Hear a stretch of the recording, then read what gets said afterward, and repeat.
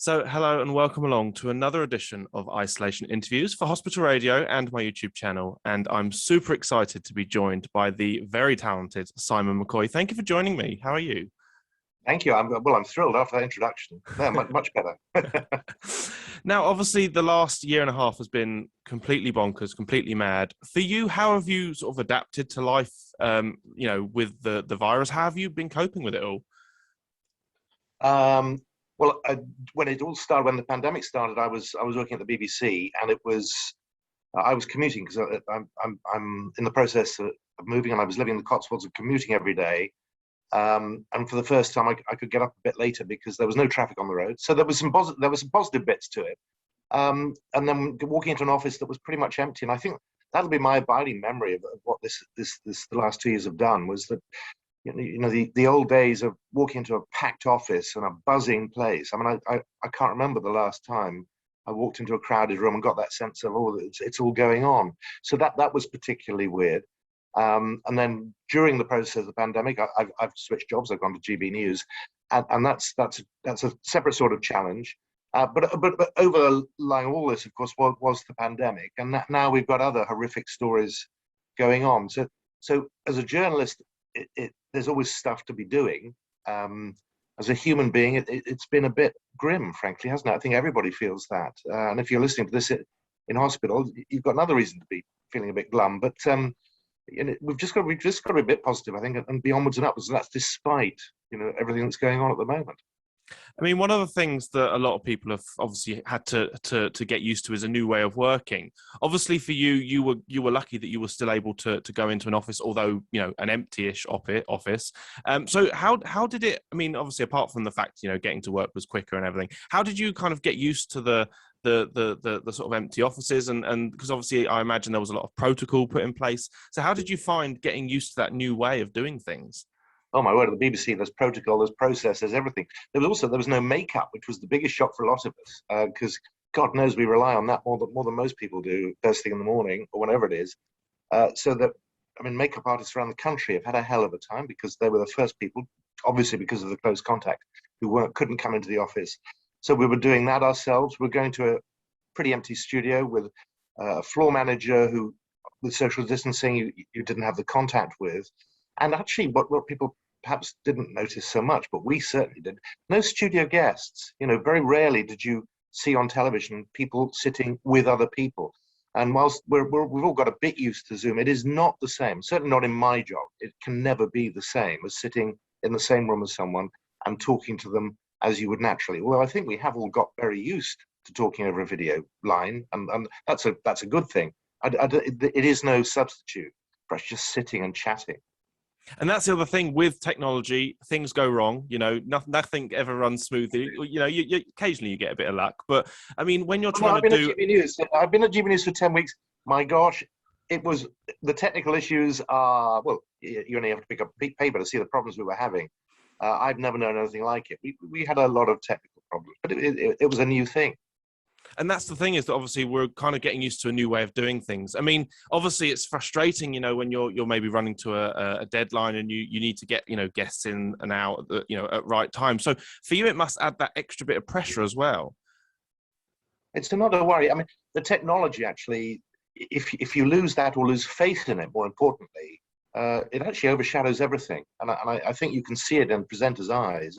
If there are technical issues, you can see the fear. The eyes sort of go like that, and you're never quite sure what's going to happen. And if you add to that other technical issues such as lack of communication, there was sometimes where you don't even hear the person who's trying to talk to you from the news gallery. That inspires fear, and even for an old fogey like me who's been in the business for a long time, that can be quite terrifying. So yeah, it's an interesting time.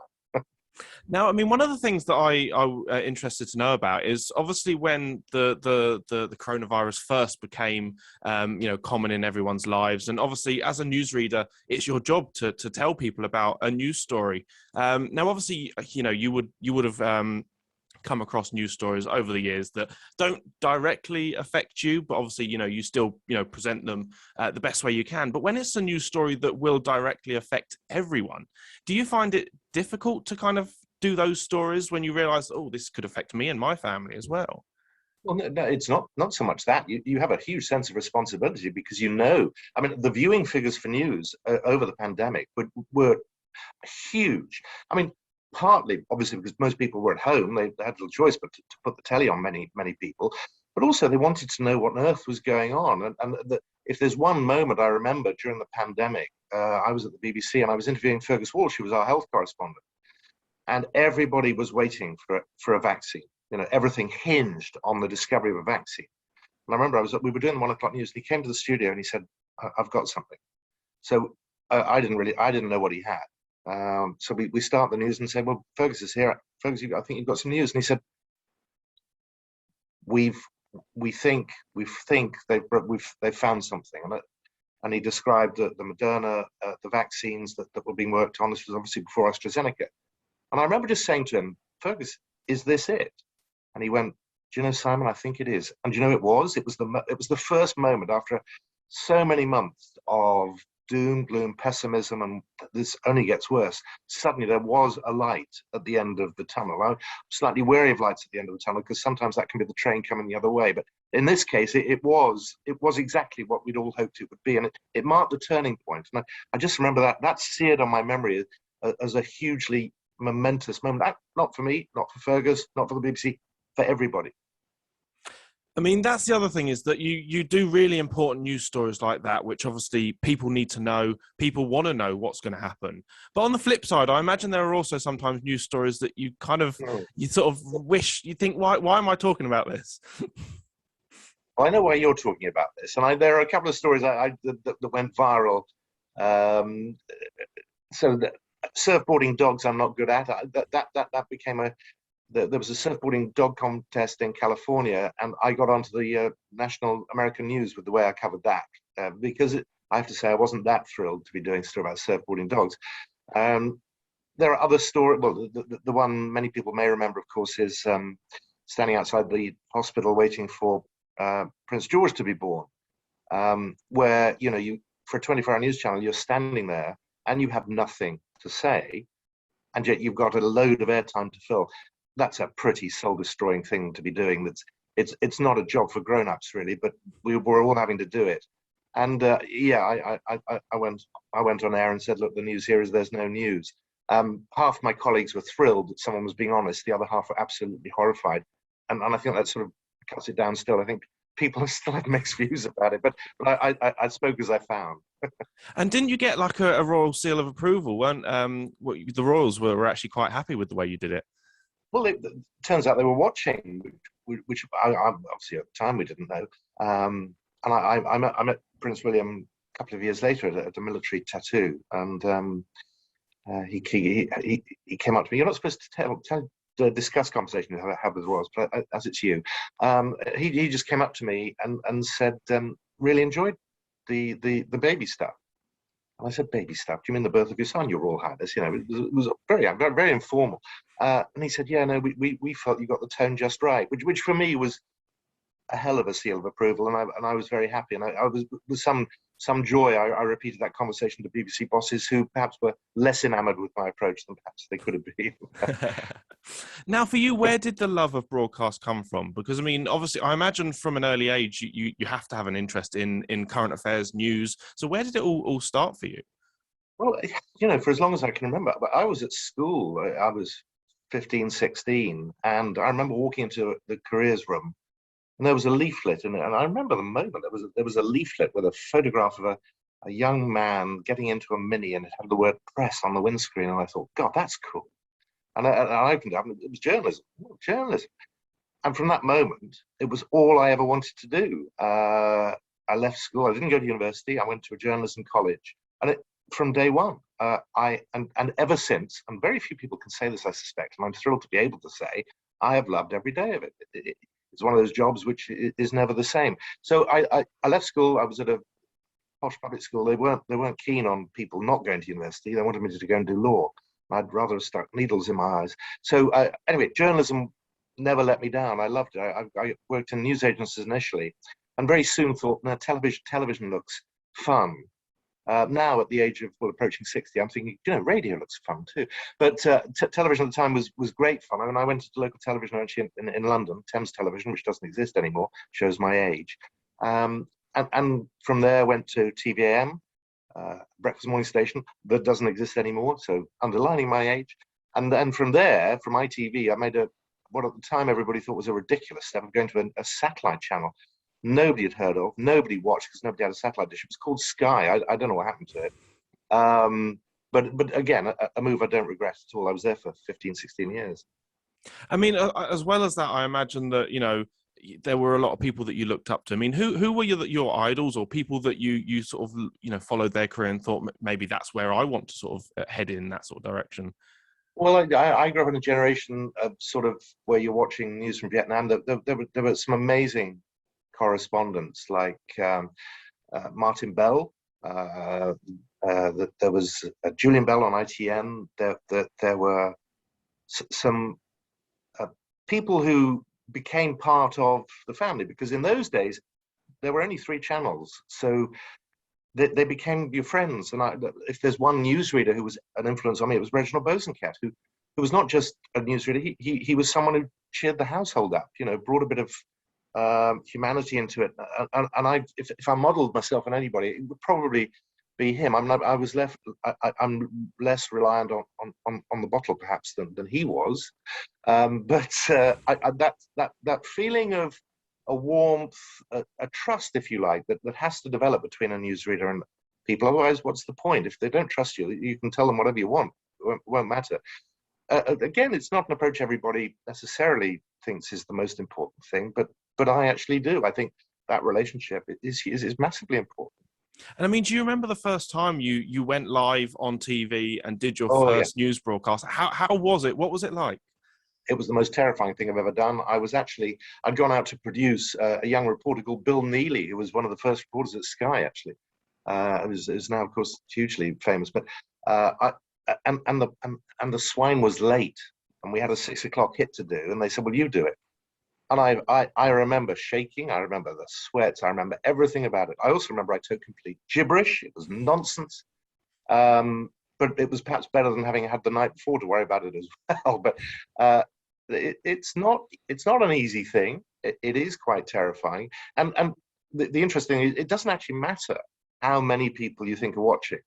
If there's one person watching, I was as nervous as hell, So I remember that. I try to forget it regularly. And through the many years, there have been many times I wish I hadn't got up that morning to do what I then did. But we can all say that about every job we do. But broadcasting, the difficulty is everybody sees. If you make a mistake, everybody sees it. And now with Twitter, they love to remind you about it. Now, obviously, over the years, I imagine you've had the pleasure of working with so many amazing people. What would you say is maybe the greatest bit of advice that someone's given you, or the sort of the greatest thing that you've been able to learn from someone else? Yeah, it's an interesting question, partly because it's now what everybody's asking me. Well, what advice do you give? But it's the same answer, actually. The best advice I've ever been given in this game is listen.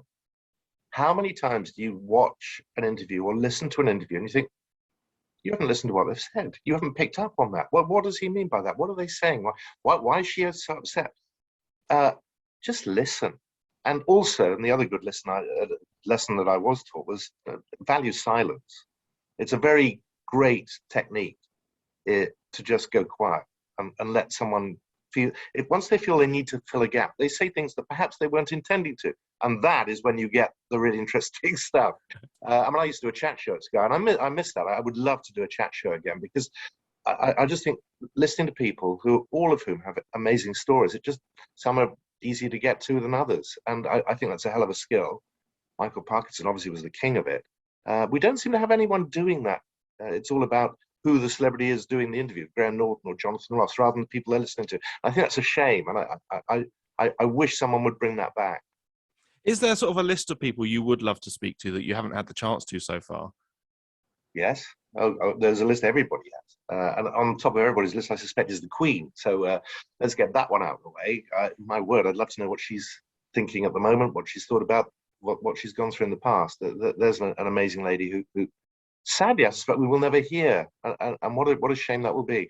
Um, I was lucky in that my hugest hero, bizarrely, was musical. It was Burt Bacharach, the composer, and I interviewed him once, and I was a gibbering wreck before, and the producer nearly pulled it because he's never seen anybody in such a state.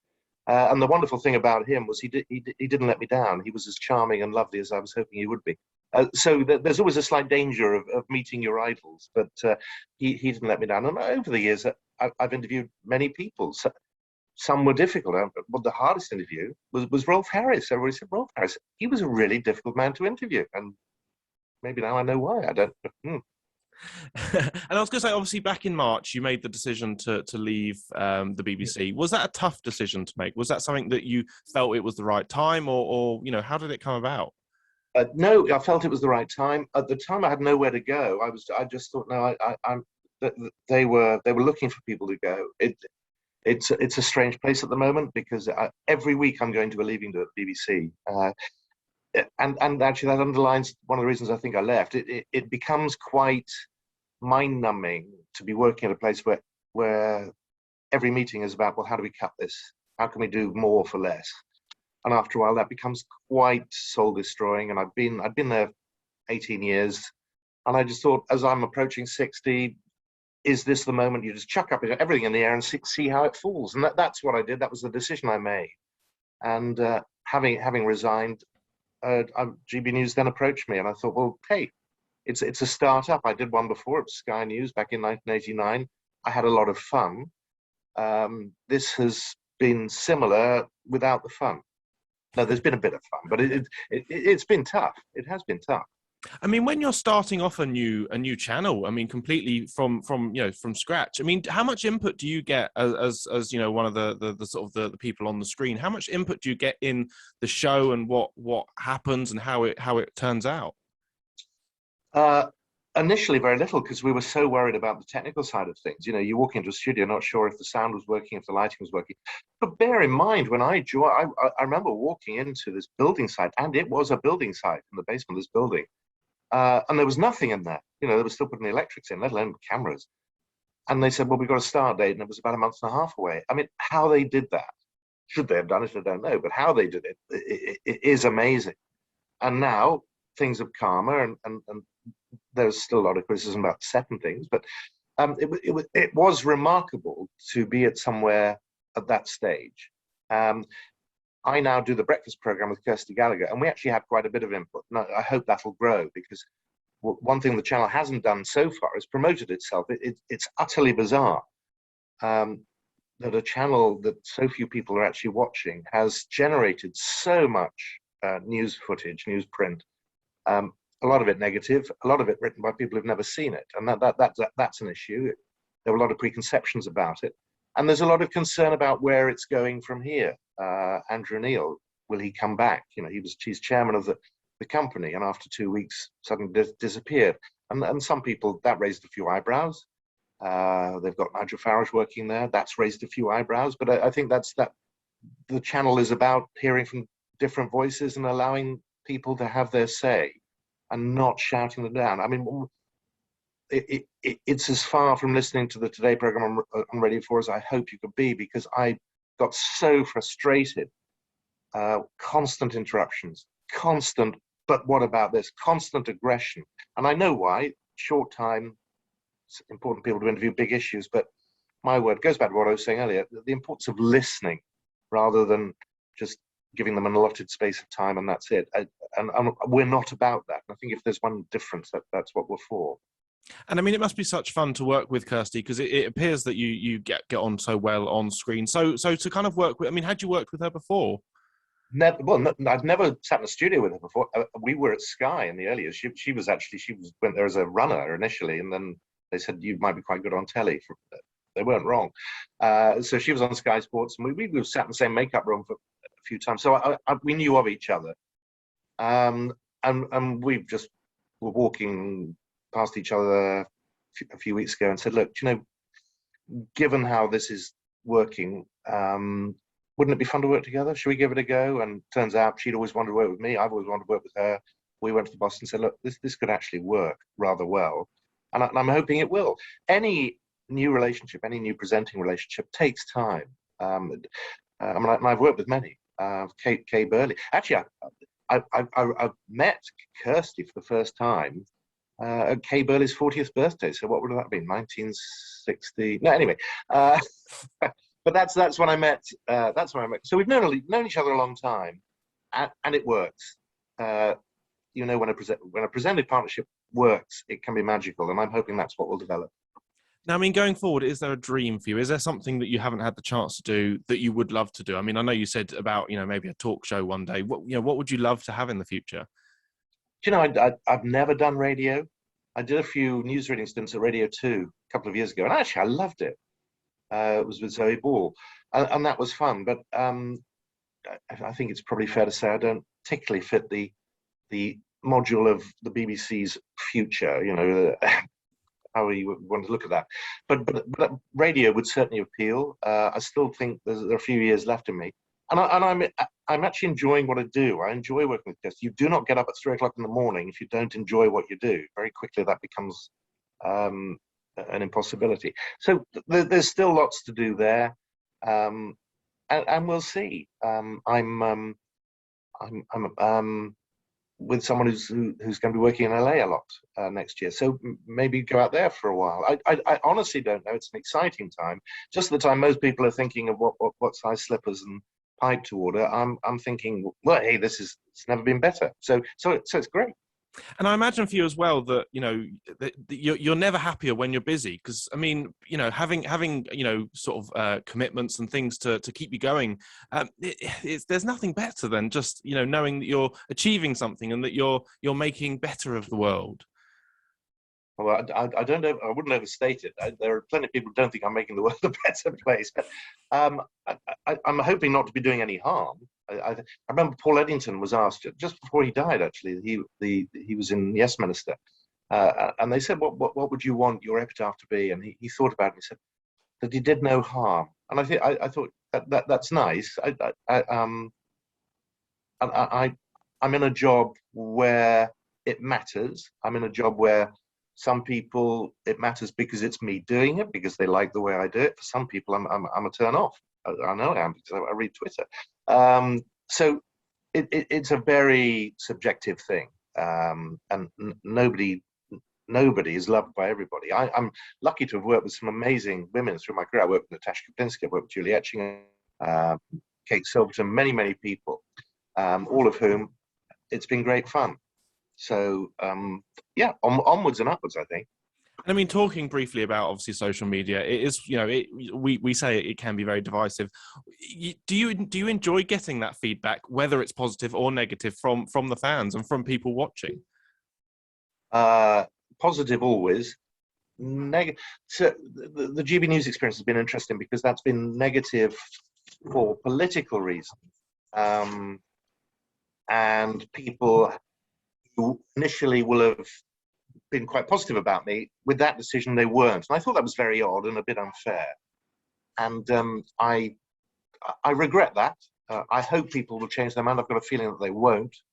There are a lot of preconceptions about the channel, and that's a shame, because I was used to people used to email the BBC all the time saying, "Oh, wretched BBC, license fee, blah blah blah blah." And I got that. It is license fee payers' money, and I think there is a massive issue the BBC needs to tackle about how much they pay people and the image that they're giving. And we're not about that. We're an outfit of 120 people, many of them journalists, young people who are just trying to make something work. My word, I wish we had time to have an agenda in terms of the politics. But as a result, we're not getting perhaps the interviews we'd like at the moment. People are pretty negative, most of whom have never seen it, as I said earlier. And that I hope changes. And the negative feedback to that, I'm gonna have to admit it has got to me. Sometimes I do get a bit down about it, because people they're not even judging me. They're saying I'm rubbish because of where I work. That's not really fair. We've seen with the NHS, an organisation now that everybody has huge admiration for, and it's taken a pandemic for a lot of people to sort of realise just how hard people work. When those of us who've worked with inside knowledge of the NHS, my dad was a doctor.